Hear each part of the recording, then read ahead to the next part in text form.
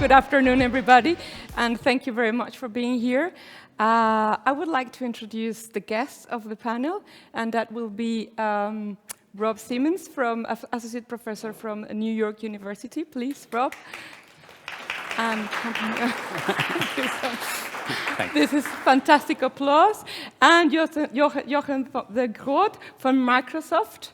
Also, a big applause. And why not? A big applause for myself. My name is AIDA Ponce del Castillo. This is very fun, thank you. My name is AIDA Ponce del Castillo. I'm a senior researcher at the European Trade Union Institute, and I will be your host moderator for this talk between the three of us. And the panel, or more specifically, what's the name of this? This very nice chat, it's about a policy and governments doing something about AI and companies and academics talking about it, and why not stakeholders, trade unions, saying something about it as well. So how will AI impact work and what can governments do? It's the topic of today. And for that, we need to have perhaps foresight mind and looking ahead to what's coming with us, with AI and work. I would like to see the participants' view about how they see a typical workplace in 2038 having AI, and what jobs will they have in the workplace, and what type of work will people do. Guys, do you have any views about that? Rob? Yes. So my view is going to sound pretty boring, okay? And I apologize ahead of time. I am, after all, a college professor, and so the stuff I do is sort of boring, perhaps. I think that the future is going to look a lot like what it looks like right now, right? I think workplaces will be pretty much the same. The jobs that we all do will look pretty much the same, and frankly, the jobs that most people do will look pretty much the same. I think the sort of physical environment in which we work will probably look a little bit different. I imagine that because of concerns around climate change and things like that, we'll have lots more plants and parks and trees, at least I hope that we would. And we'll have a lot more electric vehicles that convey people around, but people will still choose either to live in a city or in a suburb and commute into work or work in their local community. Honestly, I really think that the future will look a lot like what the present currently looks like. Jochem? Yeah, I agree with that partly. There will be significant changes, though, in the work environment that are maybe not so visible, but will be really influential to what type of work people will actually be doing on site. So I was thinking about a working environment that would really be changing with the benefits specifically. This is a hopeful scenario, right? I'm a positive-minded guy. That I thought about because today is actually the 99th birthday of my great-aunt Anne. And so she's turning 99. I visit her almost every month. She's in a retirement home, a nursing home in Nijmegen, the east of the Netherlands. And every time I come there, I can't just get over the fact that everybody who works there is super stressed out, right? They're only working on admin, trying to spend as little time as possible on the people living in that home because they are super stressed out and can't take care of all these patients. So what I would hope for is that in, let's say, 20 years' time from now, that the nursing home will actually make use of AI and robotics in a way that all the mundane tasks that are currently being done by nurses, for example, can be done by technology. Think about food preparation and delivery, the way people's health is monitored with all kinds of devices, so that the empathetic and human-centered skills that the nurses also have to take care of today, which is communicating with the patients, religious or spiritual advice and activities, creative activities can still be done by humans because all the other work will be done by robotics and AI. So that's a hopeful scenario. Okay, in this hopeful scenario where Can I know I'm interrupting and going off script. Can I just respond to that, though? Just okay, very quickly. And then I will respond back to both of you. Okay, great. This will just be real quick. Yes. I just wanted to bring in some academic research. So in January, there was the American Economic Association's annual meeting, and I had the great pleasure of discussing a paper that was studying the use of robots in nursing homes in Japan. And the scenario that you just heard is actually the scenario that is happening in nursing homes in Japan. There's use of lots of robots to assist the care workers there, and the nursing homes that actually adopt those robots see lower turnover, like lower quit rates in terms of the nurses that are working in the home. And so I think at least in that sense, the data does back up this sort of hopeful vision of the future. Sorry, I didn't mean to interrupt, but I just wanted to bring that up. It's fine.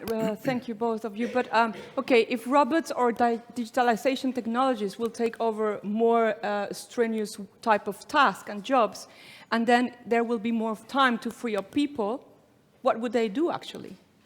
What type of jobs will they do? I would hope that the mundane tasks, the tasks that are currently being done in a very predictable environment, will be taken over by AI. This is already the case in a lot of manufacturing environments, for example. But the creative, collaborative, and other human-centric type of work will be done by humans. Well, I take the point. I hope that that scenario will be kind of livable. I am a bit doubtful about whether people can have more creative professions and that professions can allow to more creativity and that they can be paid for that, because so far, as you just described, people are just stressed and the level of stress are high. We see that the first disease in the workplace is cancer. The second one is related to stress and well-being or mental disorders or well, etc. So how are we going to deal with that in the future in 2037? It's still not that crystal clear in my view. But if we, now that we have more or less scanned the future look, maybe we can come back to the present time and see the other side of the picture. So if this is your view for the future, how AI is impacting today professions at work? Shall I start? Super up-to-date example. I mean, the coronavirus, or at least the fear of the coronavirus, has had a significant impact on the world's work environment currently. And lots of companies, including Microsoft, have said that maybe it's time to stop traveling internationally. But the upside there is that we can actually now use technology that's really up to speed, that really enables people to work together remotely much more efficiently, right? So I've been working with our internal Microsoft product, Microsoft Teams, but Slack and all kinds of other products allow for people to work collaboratively much better than they used to a couple of years ago. And in a situation like we have currently, it actually really helps out. So for example, we were supposed to organize a conference in Amsterdam the last couple of days for 10,000 people. We canceled the real event, but we completely transferred it online within one day. So this is an example where obviously a lot of AI is already embedded in these products that is really happening currently. Rob? And this is good? Yeah, okay. So while I agreed with Jochem earlier, now I'm going to sort of disagree with him. I think it's great that Microsoft was able to pull off, that sort of remote conference. I think it's a terrible idea. I hope that conferences don't go that way. I don't think that you can do a good job of replicating a lot of what happens at a conference via some type of a virtual interface, right? There's a lot of research showing that much innovation comes from people interacting with each other in unexpected ways, right? Just think about how some of us, for example, over lunch, caught up and we hadn't seen each other in maybe, let's say, a year or so. Is that right? And you could imagine that sort of leading to an innovation in our case as professors. Maybe that leads to some idea for a research paper or something like that. It's really hard, if not impossible, to replicate something like that via a virtual interface. Of course, you could replicate this sort of straight-up talking face-to-face, but that is stuff that all gets planned ahead of time. Okay, and so I really worry about this idea that work would get disaggregated and people would not travel to conferences or to the workplace for that matter. Can I respond to that? And I agree with that. There's a lot of immaterial communication between people that creates lots of new creative ideas that create synergies between people. Fully aware of that. At the same time, in a time of climate crisis, we must be pragmatic about how we do travel at what time. For what need. Does it really add value? It's super hard to quantify these things for sure. But I think we have to take those types of limitations into account as well. Okay, and from my side, I think that Yes, I believe that AI is very present at workplace in increasing connectivity and speed. Not only about making processes and work processes be faster, but also increasing again the time that people have to run behind those processes, and hence increasing the levels of stress. One collateral effects of having meetings in an online-based platform is, okay, we organize perhaps the job better, perhaps we might risk on the creativity and human interaction. Okay, that's the loss. But if we think in a wider perspective, employment creation or preservation, what happened to those guys that just make up our Microsoft, or the photographer here who's taking a nice picture of us smiling, or the interpreters? I mean, all the jobs that we don't see that happen behind the conference, where they will be gone. So that also impacts the labor market if we go into the digitizing our ways of discussing interesting things together. Okay, anything else to say about this? Lots. I do think that it's also important to kind of underline that currently already, I mean, there's a lot of promise about, you know, the future jobs that will be created by robots and AI for people. But I think it's already happening. I mean, if you look at the gaming industry, for example, you know, it used to be pretty simple coding a couple of years ago, and today there are like massive virtual worlds within lots of types of jobs are created for people to construct such a world for gamers. If you look at, you know, fundamental technologies like quantum computing, for example, that we are investing in research for, there is lots of modeling already. How can you actually apply these types of technologies in theory in the long term? In agriculture, in the Netherlands, we have a massive issue with nitrogen depositions, which means that there is a lot of, we're a very small country. We're the second largest exporter in the world when it comes to agricultural products.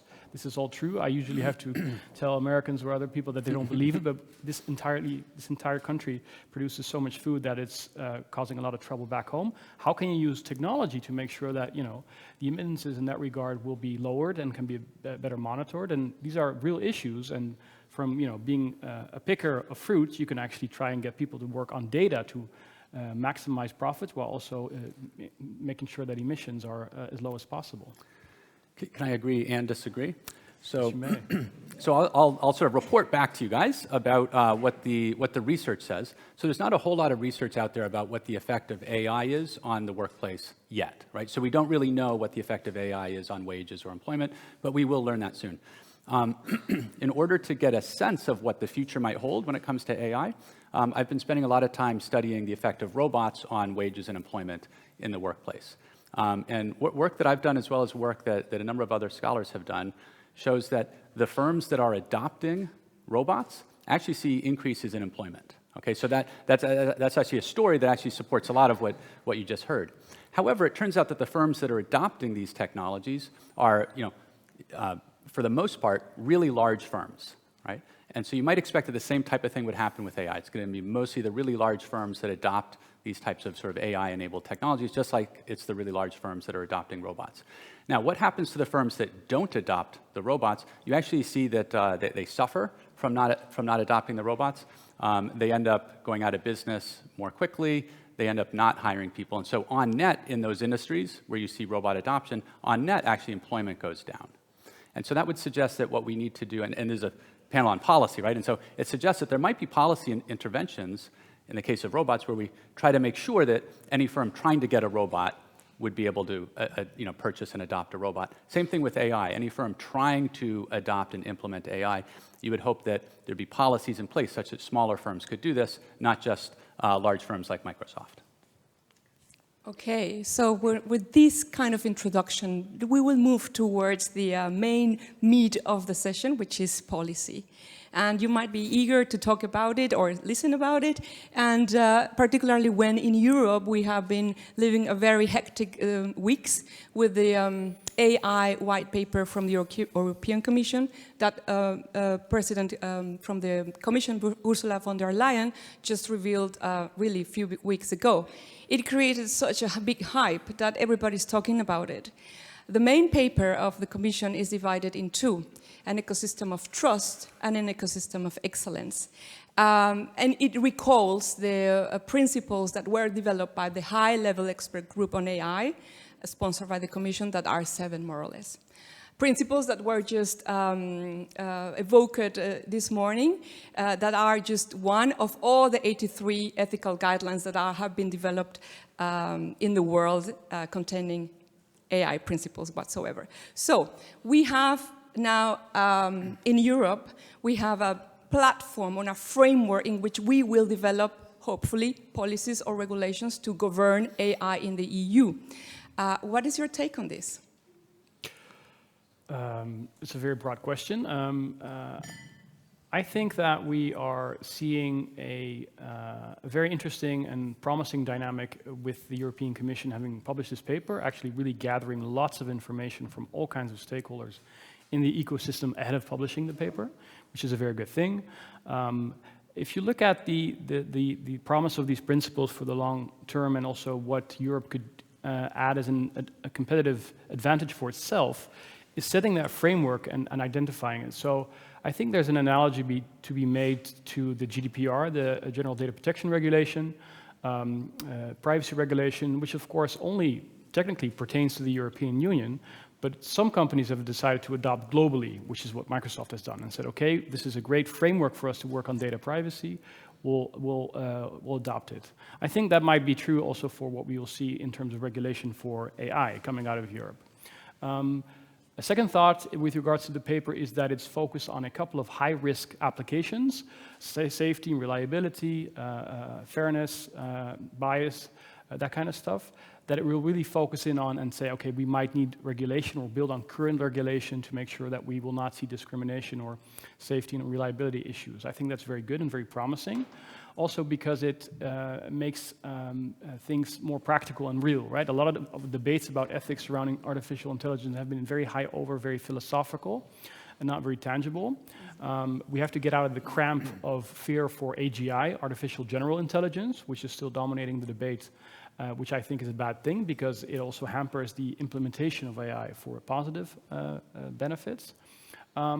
But I think there's a good framework to work with, and I believe that certain super high-risk issues, such as facial recognition technology, require a very broad societal debate, which is also what's included in the paper, which says we need to define if there are certain circumstances and under which terms that we can actually use this for very limited types of applications. But if you think, for example, about missing children or other very difficult issues that we are facing, we might want to apply them so that we actually track them and find them without, of course, using the data for all kinds of other purposes that would infringe upon fundamental rights. Rob, I know that you are not European, but do you have a view from the US? Yeah, so there are a couple of things. I actually hadn't thought about GDPR until you mentioned it. I would like to say something about GDPR, but let me first sort of step back and just think about the EU plan that, the EU white paper. So the US has really not been leading on this. I think I should state. Let me state at the outset. So I used to work for the Obama administration as an economist, and so I don't work for the current administration.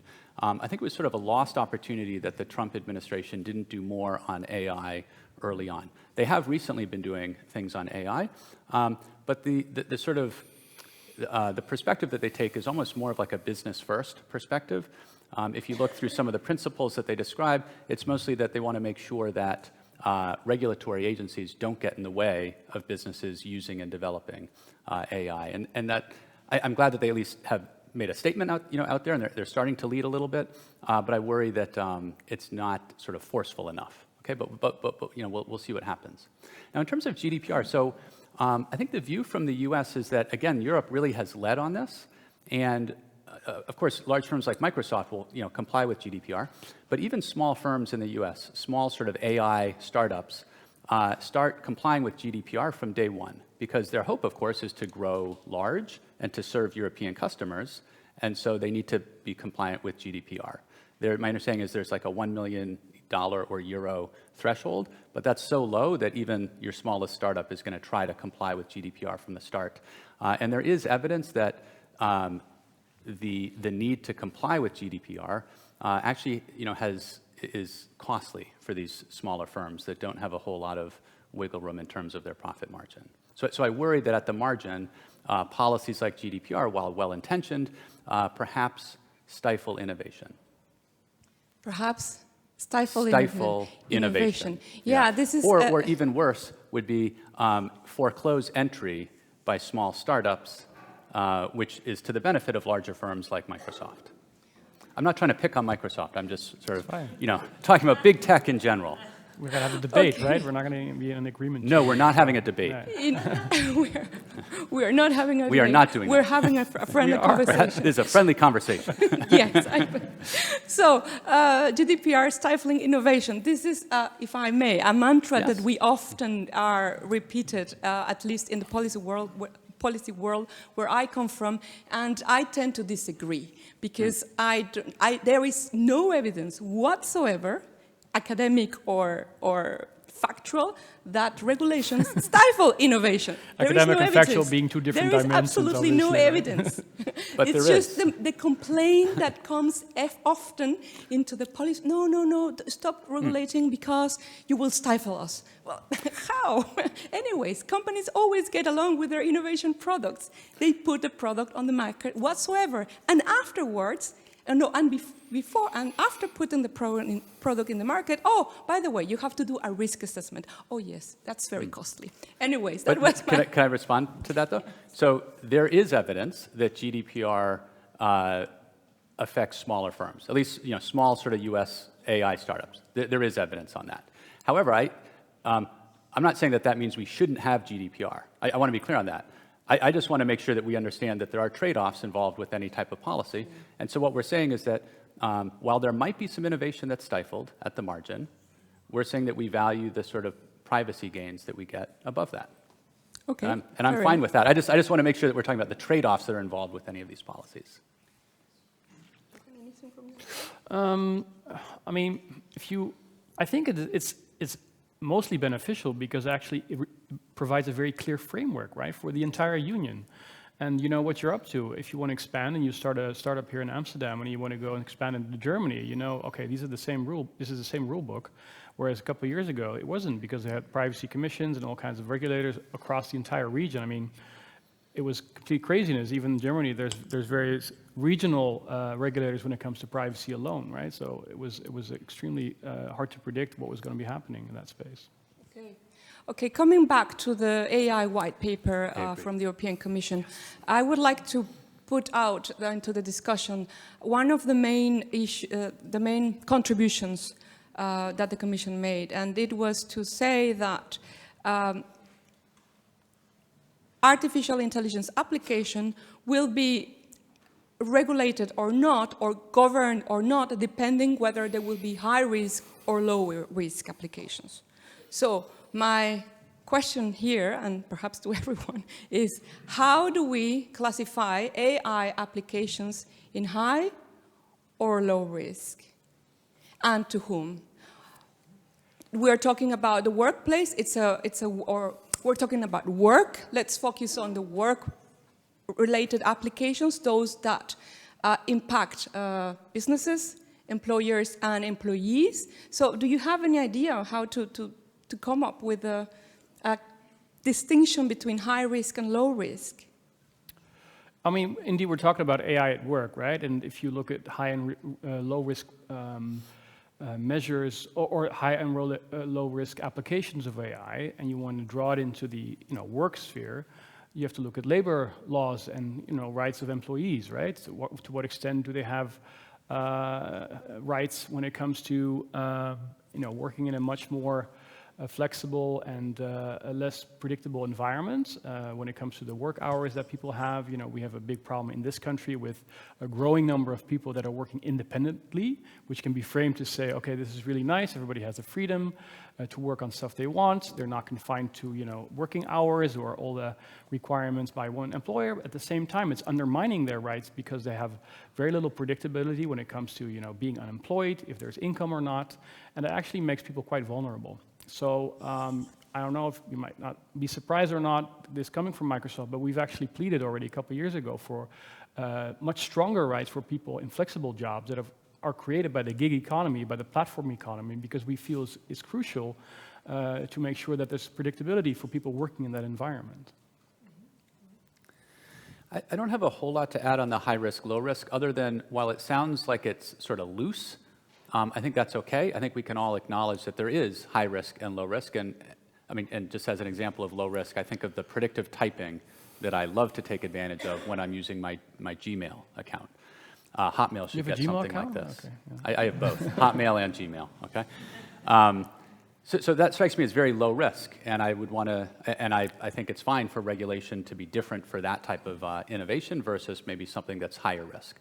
I think I'd also point out that lots of different regulations do try to differentiate. This is sort of thinking a little bit outside of AI, but lots of different regulations do try to differentiate between different either sets of consumers or different sets of businesses and things like that. And so this is something that regulators are used to dealing with, but there needs to be a process whereby we can sort of collectively decide what's low risk and high risk. Yeah, collectively decide, and this is one of my stakes here. Who decides what we govern of AI or any technology, really? I mean, those who are sitting at the table within the Commission or in the US or whatever government, who are they, and which representation they represent? Civil society, for example, or workers in the case of trade unions or social partners or environmental NGOs. So who is sitting at the table and with what stake they negotiate sort of policies? And with this, I go into the other question related to policy, which is what policies would probably work best in your view?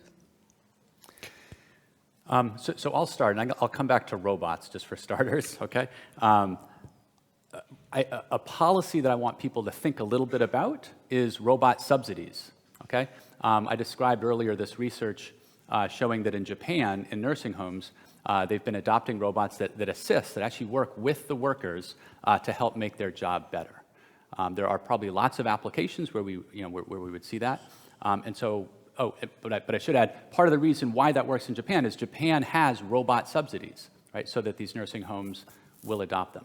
I think, or I hope that in the US we would also, and I know that we're in EU right now, but that in the US, the policymakers there might consider something like a robot subsidy. What I would add, though, is that I'd like it to be targeted at smaller companies, so subsidizing smaller companies for adopting these technologies. And I think I would go from there to thinking about certain types of AI, maybe certain applications that perhaps would be subsidized, particularly for smaller firms.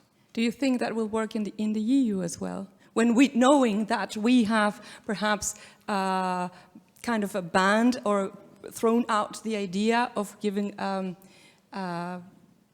legal personality to robots or ensuring robots' liability, etc.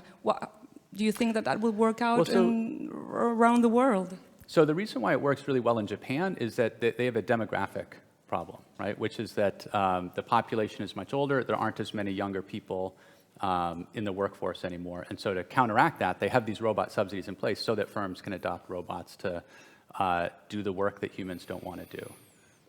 And I'm not familiar enough with demographics in EU to talk about that. It's the same thing. We have a strong graying population, baby boomers becoming of retirement age. For example, the Netherlands' national budget is about 300 billion euros. 80 billion of that goes into care, 60 billion goes into education, and then 40 is the social benefits, right? So those are the three elements that are going to be under a lot of pressure with a graying population, for sure. Okay, from my side, I must say that robots working with humans, it's fine, and it has shown that it has alleviated lots of strenuous work, for instance, in the automotive industry, with the mechanic arms, or probably in the construction industry, where workers are literally replaced by machines that can remove asbestos, which asbestos is completely, really very hazardous materials. But what is missing here in the policies, regulating the interaction between the human and the machine, is the feedback from the worker to the manufacturer or the designer on how the robot is really helping him or her in doing her work, or just making it a bit more difficult. An example here, exoskeletons. Exoskeletons are not really designed for female hips nor breasts. and I have worn them. And it just squeezed my breast because they are not just designed. And it was really awful to wear that and to try it. It's not possible to help me to lift a patient or the bed or whatever I need to lift as a woman. The exoskeleton that I tried. I know now that exoskeletons are a little bit more ergonomic, but this is a really, to tell you, a gap between the real feedback of the worker into the technology and how it goes back into companies like you. I think it's a great example. Can you take that feedback from users? It's a great example that actually also leads to what I was going to say as another policy recommendation. So bias is a massive problem, right? Bias in data. I think by default, if you extract data, there's bias in it. But if you use that kind of data for recruitment in HR, there's a big chance, which is already seen, that, you know, for example, if you put out a vacancy and you want an AI software developer or a machine learning expert, that the chances of pinpointing people on LinkedIn that are male are 90%, and only 10% females will be signified. So what we've proposed to say is, well, if things, you know, risk being biased, or if their application in processes like HR recruitment might be biased, then we would actually prefer for independent NGOs to vet that data and to actually say, you know, the chances of this being a good representation of the community or the society in which you are recruiting are high enough to be able to use that. And I think that independence and oversight of independent parties is very important moving forward.